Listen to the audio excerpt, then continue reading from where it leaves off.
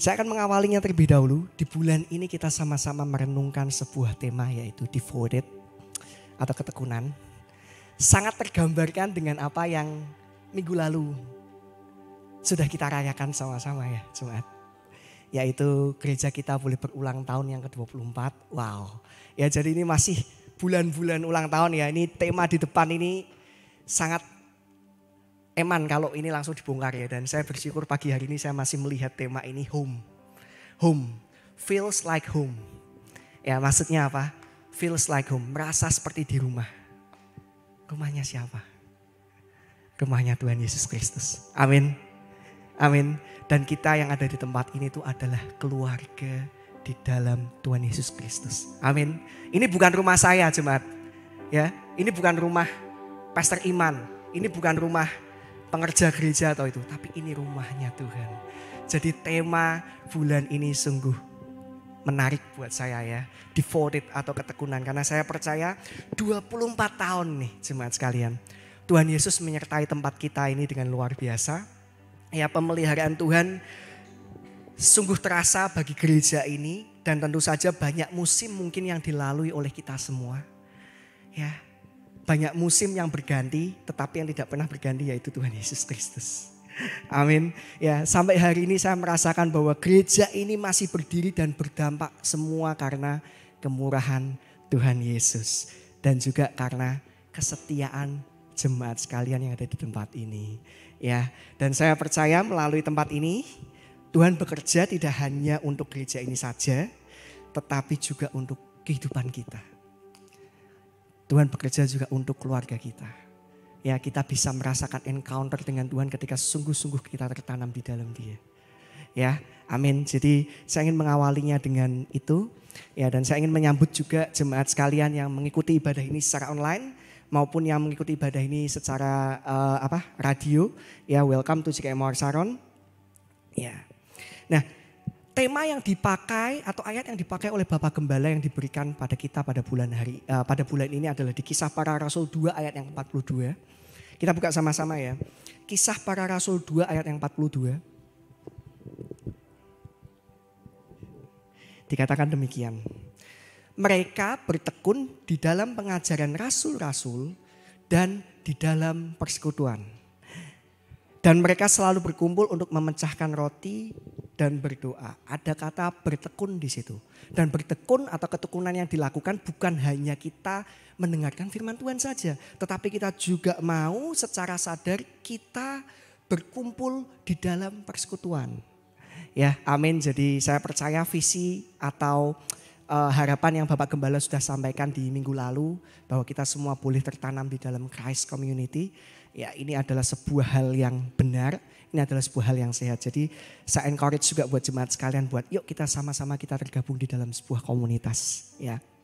Nah, devoted atau bertekun merupakan sebuah sikap yang seharusnya kita ini punya, yang seharusnya ini kita miliki.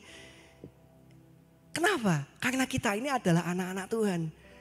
Maksudnya gimana? Karena gini, kesetiaan kita kepada Tuhan Yesus Kristus bukan hanya dilihat dari berapa lama kita sudah ikut Dia. Bukan hanya dilihat dari berapa lama kita sudah percaya dan mengakui bahwa Dia adalah Tuhan Yesus Kristus dan Juru Selamat bagi kita. Tetapi juga apa yang sudah kita lakukan di dalam kesetiaan itu. Maksudnya gimana? Saya ingin ngambil sebuah kalimat ya bahwa kesetiaan itu bukan hanya berarti kita duduk dan diam saja. Tetapi kesetiaan itu berarti adalah kita juga berdiri dan bergerak. Disinilah yang namanya bertekun atau ketekunan.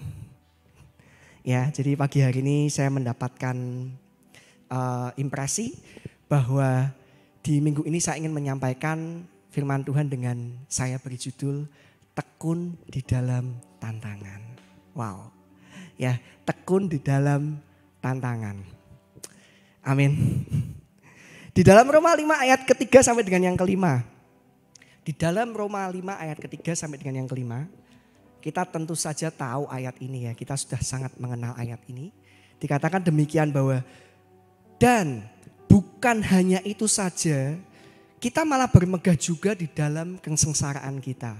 Karena kita tahu bahwa kesengsaraan itu menimbulkan ketekunan. Dan ketekunan menimbulkan tahan uji. Dan tahan uji menimbulkan pengharapan. Dan pengharapan tidak mengecewakan karena kasih Allah telah dicurahkan di dalam hati kita oleh Roh Kudus yang telah dikaruniakan kepada kita. Wow. Belajar dari Rasul Paulus ya. Bermegah di dalam kesengsaraan. Saya nggak bisa habis pikir ya. Ketika saya mungkin mengalami tantangan atau pergumulan ya. Yang ada bukannya bermegah ya secara manusia. Tetapi adalah kenapa kok ini terjadi lagi? Kenapa kok ini harus saya alami lagi? Tapi kita sama-sama belajar di sini. Ternyata justru karena tantangan, justru karena kita diperhadapkan di dalam yang namanya kesengsaraan. Disitulah hasilnya kita akan mendapatkan yang namanya pengharapan. Amin. Ya, dan kita tahu prosesnya itu enggak mudah.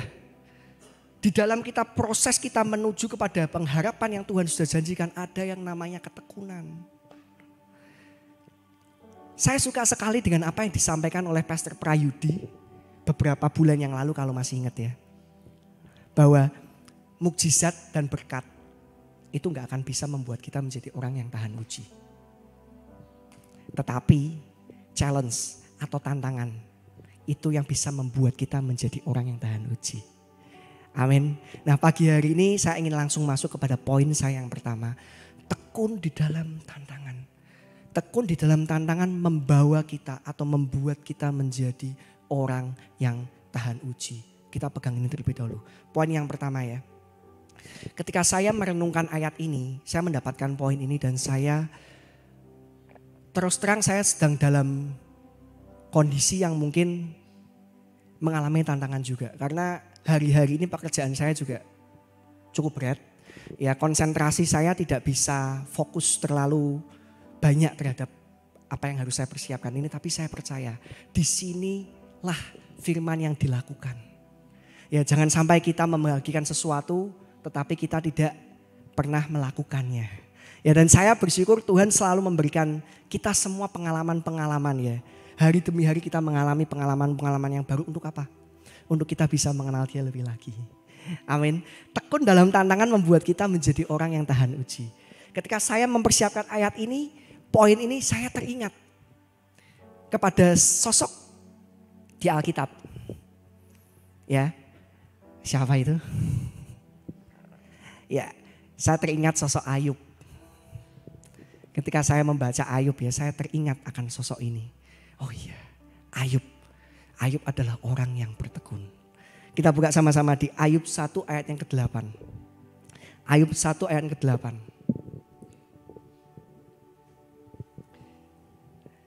Dikatakan demikian.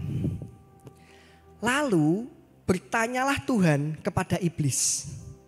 Apakah engkau memperhatikan hambaku Ayub? Sebab tiada seorang pun di bumi seperti dia. Wow. Yang demikian saleh dan jujur, yang takut akan Allah dan menjauhi kejahatan. Ini Allah sendiri yang berfirman. Coba kalau nama Ayub itu diganti nama kita sendiri. Coba kalau nama Ayub itu diganti kita sendiri.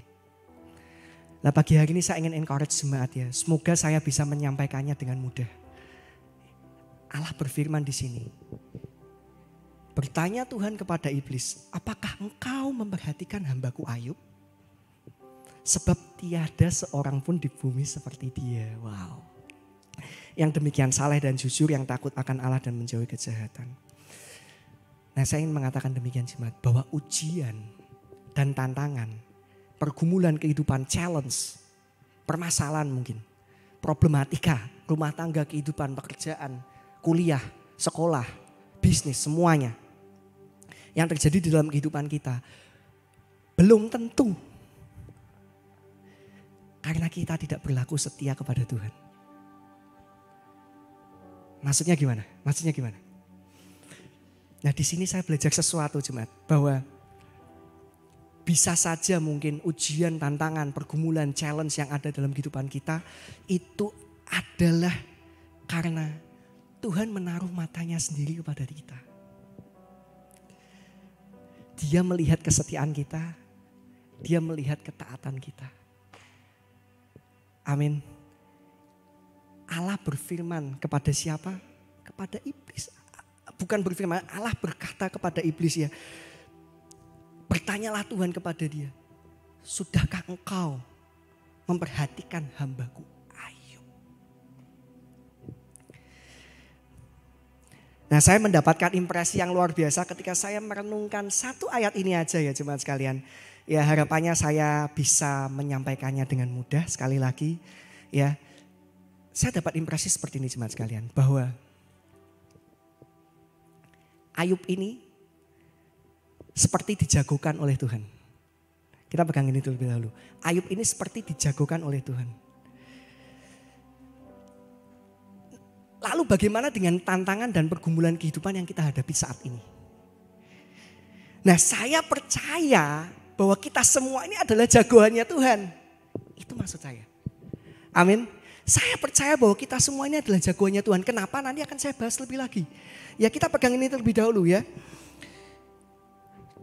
Tuhan Yesus suka dengan kesetiaan kita. Tuhan Yesus suka dengan ketika kita begitu mencintai Tuhan dengan luar biasa. Tuhan Yesus terenyuh hatinya dan dia sangat disukakan akan apa yang kita lakukan di hadapannya. Dan saya percaya di dalam setiap tantangan yang kita hadapi, Tuhan Yesus sendiri yang akan memampukan kita dan menuntun kita untuk melewati setiap tantangan yang ada. Nah tadi pegang terlebih dahulu ya bahwa kita semua ini adalah jagoannya Tuhan. Kita dijagokan oleh Tuhan untuk kita bisa melewati tantangan dan pergumulan. Nah saya pagi hari ini ingin mengencourage jemaat sekalian ya. Ya dan saya juga ingin mengencourage diri saya sendiri ya. Mungkin kita semua merasa setianya luar biasa. Kita semua merasa saya sudah bertekun. Saya sudah selalu datang dalam hadirat Tuhan setiap pagi. Saya sudah melakukan apa yang menjadi firman Tuhan. Kok ya ini terus datang terus. Kok ya masalah terus datang, pergumulan terus datang. Nah saya ingin mengencourage, menguatkan jemaat sekalian. Tetaplah setia. Pagi hari ini saya ingin mengencourage khusus buat jemaat-jemaat sekalian yang merasa bahwa saya sudah bertekun luar biasa. Saya sudah menyembah dan memuji Tuhan dengan luar biasa. Tapi kok tantangan dan pergumulan kehidupan seakan-akan gak ada habisnya. Ini, tetaplah setia. Hadapi bukan dengan kekuatan kita tetapi dengan kekuatan Tuhan. Amin. Kalau kita percaya bahwa Dia adalah Bapa kita. Kalau kita percaya bahwa Dia adalah Bapa kita dan kita percaya bahwa oleh karena kasih Kristus kita semua dilayakkan menjadi anak-anak Tuhan. Oleh sebab itu kita boleh memanggil Dia sebagai Bapa. Kalau kita percaya akan hal ini, ya, tidak ada Bapa yang tidak bangga terhadap anaknya. Maksudnya gimana? Yang sudah jadi orang tua. Siapa yang gak bangga sama anaknya? Gak ada. Kalau kita semua udah jadi orang tua ya. Ketika kita melihat anak kita bertanding di dalam sebuah pertandingan. Siapa yang kita jagokan? Siapa? Tentu saja anak kita. Meskipun mungkin anak teman mungkin lebih hebat. Tetapi kita selalu mengencourage anak kita. Selalu menguatkan anak kita bahwa dia pasti bisa. Sampai sini bisa dimengerti ya. Dan saya percaya bahwa tidak pernah ada bapa yang mengharapkan terjadinya kegagalan di dalam kehidupan anaknya. Oleh sebab itu kenapa saya bilang kita ini dijagokan Tuhan. Karena kita adalah anak-anak Tuhan. tidak akan pernah ada bapa yang tega melihat anaknya gagal. Tetapi seorang bapak akan mau bahwa anak-anaknya itu adalah untuk apa? Belajar. Ya, pegang ini baik-baik ya. Saya percaya ya, saat ini saya sudah berstatus sebagai seorang bapak. Saya mungkin agak protek terhadap anak saya ya. Tapi saya percaya ketika anak saya sudah mulai belajar jalan, mungkin saya harus sedikit tega untuk berdiri agak jauh. Bukannya saya mau melihat anak saya gagal di dalam proses belajar berjalan itu. Tapi saya mau melihat bahwa anak saya itu mau belajar untuk berjalan. Karena dia tahu meskipun saya jauh, saya tidak akan pernah melepaskan anak saya untuk jatuh. Kenapa? Karena saya menjagokan anak saya. Demikian pula dengan Tuhan. Tuhan Yesus menjagokan kita di dalam setiap tantangan dan pergumulan kehidupan kita. Amin. Nah, saya akan ambil sebuah kalimat ya. Kesalehan tidak akan membuat kita menjadi bebas ujian. Ya tadi yang jemaat sekalian. Wah, saya itu udah tekunnya luar biasa. Saya selalu doa pagi, saya selalu menyembah Tuhan. Dan saya selalu mengutamakan Tuhan di dalam setiap finansial saya. Saya selalu mencintai Tuhan. Tapi kok, nah ini, kesalehan tidak membuat kita menjadi bebas terhadap ujian. Tetapi menyukakan hati Tuhan. Saat dia melihat kita bisa melewati ujian karena penyertaan Tuhan. Dan saya percaya bahwa pribadi Ayub ini adalah pribadi yang bertekun. Ketekunannya Ayub ini luar biasa. Dia adalah orang yang kaya pada masa itu di daerah timur. Ada puluhan ribu ternaknya ya, 7.000 kambing domba segala macam, ada 3.000 apa segala macam itu. Dia adalah orang yang kaya pada masa itu. Ya, orang yang kaya, dan saya percaya ketekunan Ayub ini merupakan ketekunan yang luar biasa. Saya buka satu contoh ya di Ayub 1 ayat yang kelima ya. Ayub 1 ayat yang kelima. Ini adalah salah satu bukti ketekunan Ayub ya. Setiap kali apabila hari-hari pesta telah berlalu, Ayub memanggil mereka anak-anaknya ya, dan menguduskan mereka. Keesokan harinya pagi-pagi bangunlah Ayub lalu mempersembahkan korban bakaran sebanyak jumlah mereka sekalian. Sebab pikirnya, mungkin anak-anakku sudah berbuat dosa dan telah mengutuki Allah di dalam hati. Demikianlah dilakukan Ayub senantiasa. Ada ketekunan di dalam kesetiaan Ayub. Apa yang senantiasa kita lakukan di saat kita mungkin sedang mengalami kesenangan? Apa yang senantiasa kita lakukan di saat kita mengalami kesedihan? Apakah kita datang kepada Tuhan?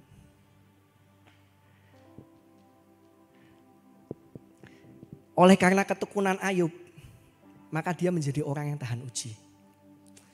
Meskipun kekayaannya Ayub habis seketika. Dikatakan ya kalau kita baca di Ayub 1 itu ya. Ayub 1 aja kita baca. Langsung si iblis ini bilang bahwa lah kan Tuhan yang memagari semua. Diberkati sama Tuhan, semua dikasih yang enak-enak. Nah coba kalau engkau tidak memberkati. Tuhan apa yang dikatakan, kalau kita baca selanjutnya apa yang dikatakan di situ? Oh silakan aja. Tapi jangan kau ambil nyawanya. Habis seketika apa yang menjadi kekayaan Ayub. Tetapi tidak untuk kecintaannya kepada Tuhan. Amin. Karena Ayub mengasihi Tuhan. Bukan karena dia diberkati dengan berlimpah. Tetapi Ayub mengasihi Tuhan karena Ayub tahu bahwa Tuhan Yesus adalah berkat itu sendiri. Kenapa kita peduli terhadap berkat? Kalau kita sudah punya sumbernya. Kenapa kita masih mencari berkat? Kalau kita tahu bahwa sumber berkat itu sudah ada pada kita. Masihkah kita mengejar Tuhan karena kita mau berkatnya? Kita pegang ini sama-sama. Ayub 1 ayat ke-21 sampai dengan yang ke-22. Satu poin ini saya mendapatkan impresi yang luar biasa. hanya belajar dari Ayub. Ayub 1 ayat 21 sampai dengan 22. Dikatakan demikian. Katanya, dengan telanjang aku keluar dari kandungan ibuku. Dengan telanjang juga aku akan kembali ke dalamnya. Tuhan yang memberi, Tuhan yang mengambil. Terpujilah nama Tuhan. Dalam kesemuanya itu Ayub tidak berbuat dosa dan tidak menuduh Allah berbuat yang kurang patut. Wow.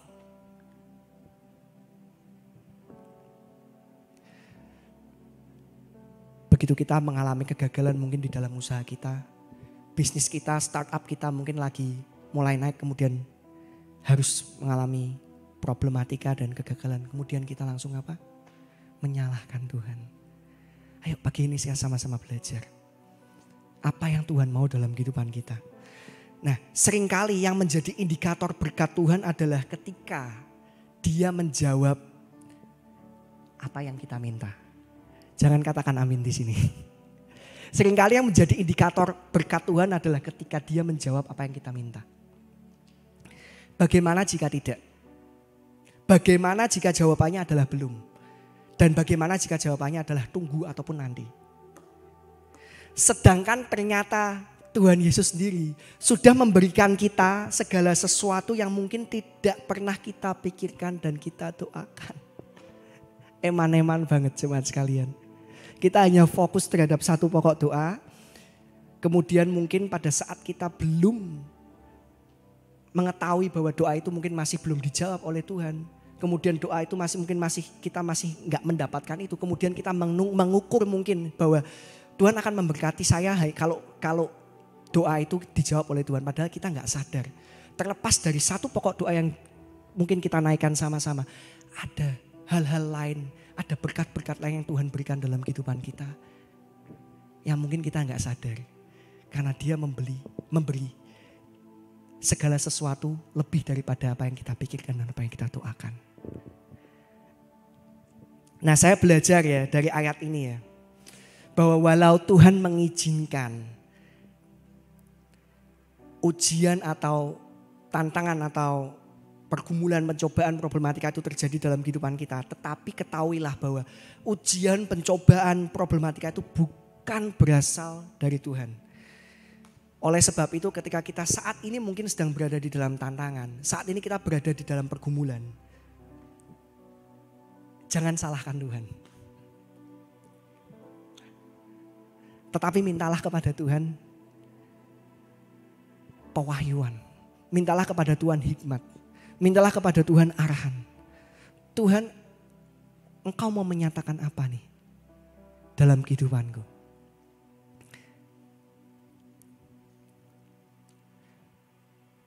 Pastor Prayudi ya bilang bahwa justru permasalahanlah yang membuat kita menjadi orang yang bertekun. Menjadi orang yang justru ketekunan di dalam permasalahan yang membuat kita menjadi orang yang tahan uji. Bukan berkat ataupun mujizat. Dan saya sangat setuju dengan hal ini. Ya. Di dalam Yakobus 1 ayat yang ke-13.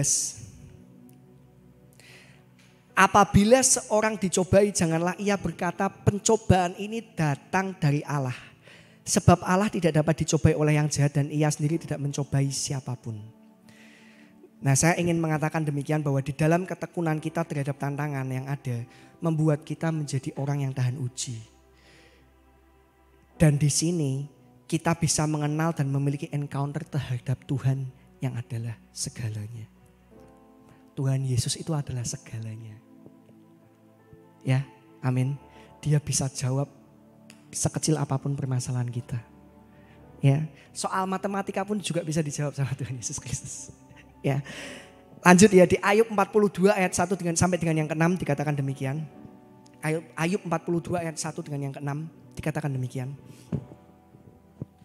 Maka jawab Ayub kepada Tuhan, aku tahu bahwa Engkau sanggup melakukan segala sesuatu dan tidak ada rencanamu yang gagal.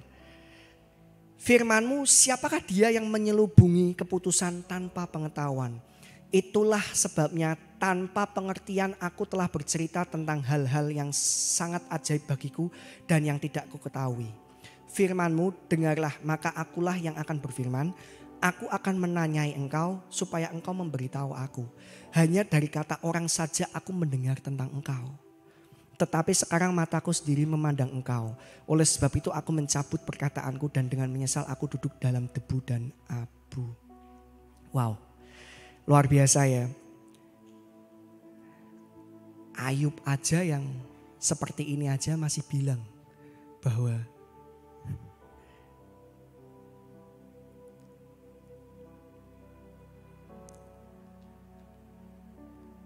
pengenalan dia akan Tuhan masih kurang. Ayub loh ini. Maksudnya gimana? Nah, saya ingin mengatakan bahwa pengenalan akan Tuhan tidak berhenti kepada satu hal saja. Tetapi dengan tantangan-tantangan yang ada membuat kita akan mengenal, akan semakin mengenal siapa Tuhan Yesus Kristus itu. Serta seharusnya membuat kita menjadi siap terhadap tantangan-tantangan yang ada di depan. Karena dengan itu kita bisa lebih lagi mengenal Dia yang adalah Tuhan atas segalanya. Ayub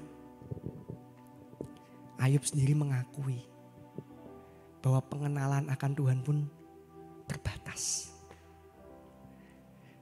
Dan di sini Tuhan Yesus mendidik Ayub dengan luar biasa. Ayub mengalami encounter lagi dengan Tuhan. Dikatakan tidak ada rencana Tuhan yang gagal. Kalau saat ini mungkin kita mengalami kegagalan di dalam rencana kita. Saat ini kita mengalami kegagalan di dalam langkah-langkah yang kita sudah persiapkan. Kita harus percaya bahwa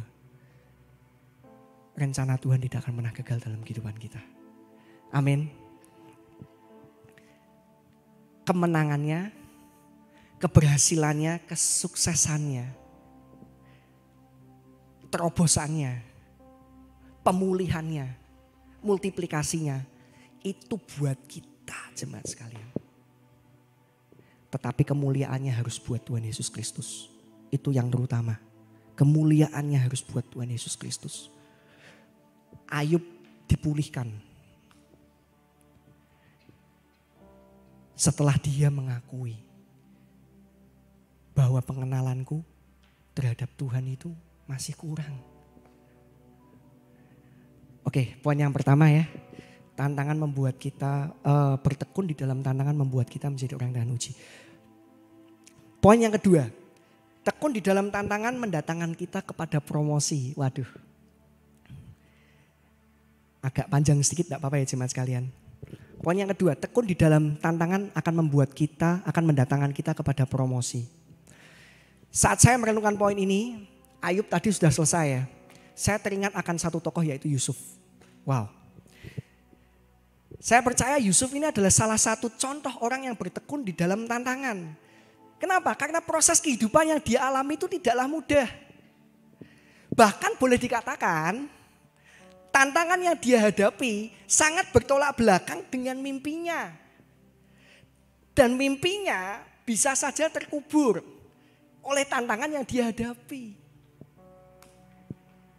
Tetapi yang menarik adalah apa? Ketika kita tahu bahwa mimpi atau janji itu berasal dari Tuhan, maka segala sesuatu bisa dijadikan jalan untuk penggenapan janjinya. Jangan kita kejar mimpi. Jangan kita kejar janji. Yang kita kejar adalah Tuhannya. Yang kita kejar adalah pengenalan kita akan Tuhan Yesus Kristus. Yusuf ini mimpinya pasti terkubur oleh tantangannya. Ya orang awal mulanya dia sudah dimasukkan di sumur. Ya kan? Langsung dalam tanda kutip KO seketika. Lagi mimpi besoknya atau kapannya langsung dimasukkan ke dalam sumur. Selesai. Ya. Nah saya ingin mengatakan demikian bahwa di dalam Tuhan tantangan bisa menjadi jalan menuju kepada mimpi atau janji yang Tuhan sudah berikan kepada kita. Kejadian 39 ayat kedua. Saya nggak mau bahas Yusuf dari awal ya, tapi bagian promosinya ada di sini. Kejadian 39 ayat kedua. Tetapi Tuhan menyertai Yusuf. Sehingga ia menjadi seorang yang selalu berhasil dalam pekerjaannya, maka tinggallah ia di rumah tuannya orang Mesir itu. Kalau nggak salah 2 kali ditulis ya, tetapi Tuhan menyertai Yusuf. Tetapi Tuhan menyertai Yusuf ketika dia masuk ke dalam rumah Potifar, kemudian tetapi Tuhan menyertai Yusuf ketika Yusuf dimasukkan ke dalam penjara. Maksudnya gimana? Di dalam ketekunan ada penyertaan Tuhan. Amin. Di dalam ketekunan ada penyertaan yang abadi, yang kekal dari Tuhan Yesus Kristus. Penyertaan Tuhan tidak mengubahkan keadaan Yusuf, melainkan menguatkan Yusuf untuk tetap sabar dan setia menghadapi tantangan. Disertai tapi tetap harus melalui proses. Meskipun terpisah dari keluarganya, dimasukkan dalam sumur, kemudian dijual, kemudian dituduh berbuat tidak senonoh, dipaksa menjadi budak, dia dijual menjadi budak, tetapi Yusuf tetap bertekun. Kenapa? Karena dia disertai oleh Tuhan Yesus Kristus. Jadi ketahuilah bahwa ketika kita bisa bertekun dalam setiap tantangan, itu bukan karena kita. Itu karena Tuhan Yesus yang menyertai kita. Nah, saya ingin mengatakan demikian. Kesadaran akan penyertaan Tuhan di dalam kehidupan kita membuat kita menjadi orang yang bisa bertekun di dalam menghadapi tantangan.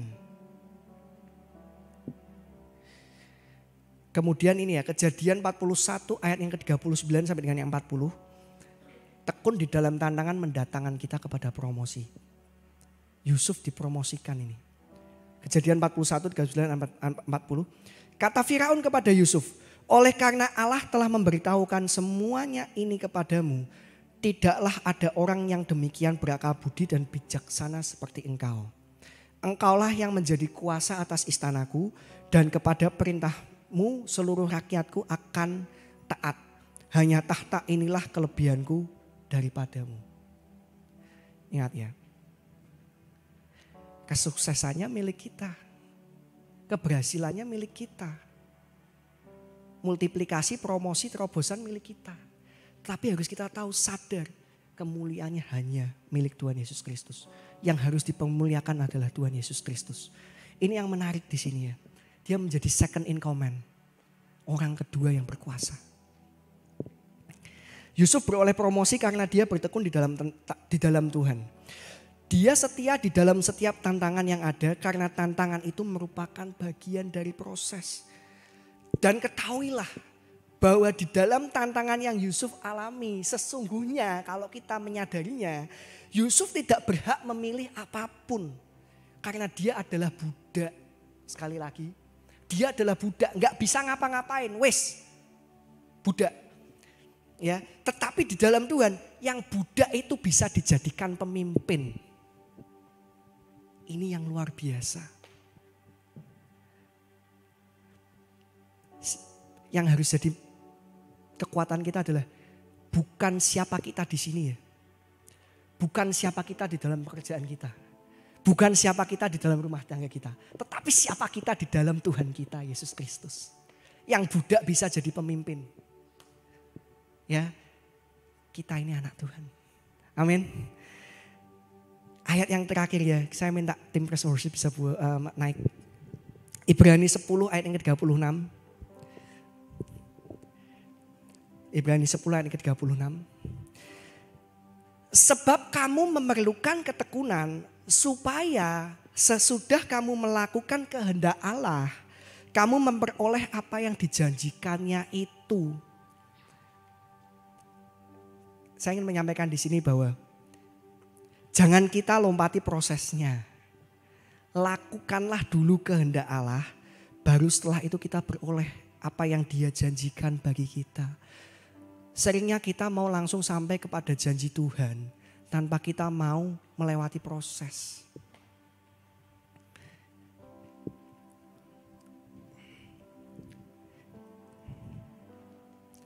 Apa kehendak Allah dalam kehidupan kita? Saya tinggali ini pertanyaan kepada jemaat sekalian. Apa kehendak Allah dalam kehidupan kita? Yang saya tahu adalah Dia mau untuk kita selalu mengandalkan Tuhan di dalam setiap tantangan yang ada. Hari ini biasanya saya menyiapkan 3 poin. Tapi hari ini saya khusus mempersiapkannya 2 poin. Bukan karena waktunya yang mungkin terlalu panjang, bukan. Tetapi saya mau poin yang ketiga. adalah poin yang jemaat alami sendiri. Maksudnya gimana? Ketika jemaat semua melakukan ketekunan di dalam tantangan, akan mendatangkan apa? Ketika jemaat semua melakukan ketekunan di dalam pergumulan, jemaat beroleh apa? Jemaat bisa isi itu sendiri. Ada yang mungkin bilang ketekunan di dalam tantangan menghasilkan pemulihan. Ada yang bilang ketekunan dalam tantangan menghasilkan terobosan. Ketekunan di dalam tantangan membuat saya lebih mengenal Tuhan.